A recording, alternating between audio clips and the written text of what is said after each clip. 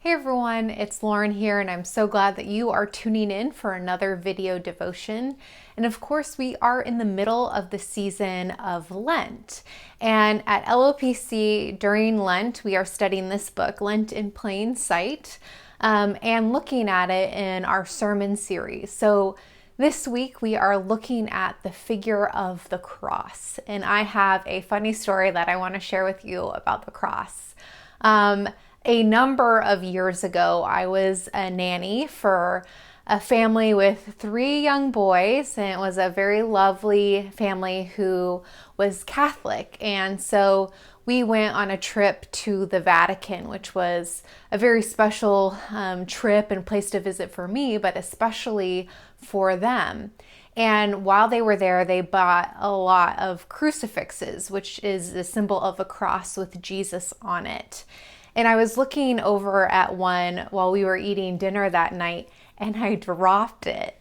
And Jesus popped off the crucifix. And I was really nervous about what the mom was going to say about me damaging this very special crucifix that they bought at a special place.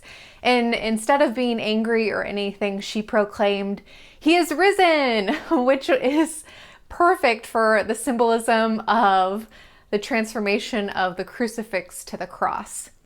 Now, obviously, this is an important distinction that kind of sets Protestants apart from Catholics. In a Catholic church and perhaps other churches as well, you might see a crucifix with Jesus on the cross. Versus in a church like LOPC or other Protestant churches, you'll just see the image of the symbol of the cross without Jesus on it. And there's an important distinction here. Of course, the cross with Jesus on it evokes the memory of Christ's death, versus the cross without the figure of Jesus on it points to the resurrection.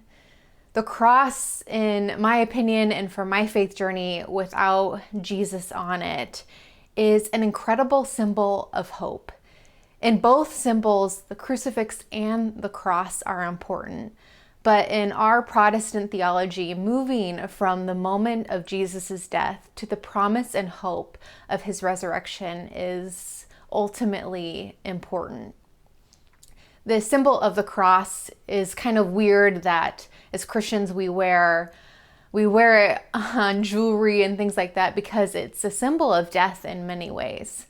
But the very fact that our God takes a symbol of death and transforms it into a symbol of hope and life and the promise of God to be with us and for salvation is just kind of the foundation of what it means to be Christian and the power of God that we see moving in the life, work, and death of Jesus Christ and his resurrection.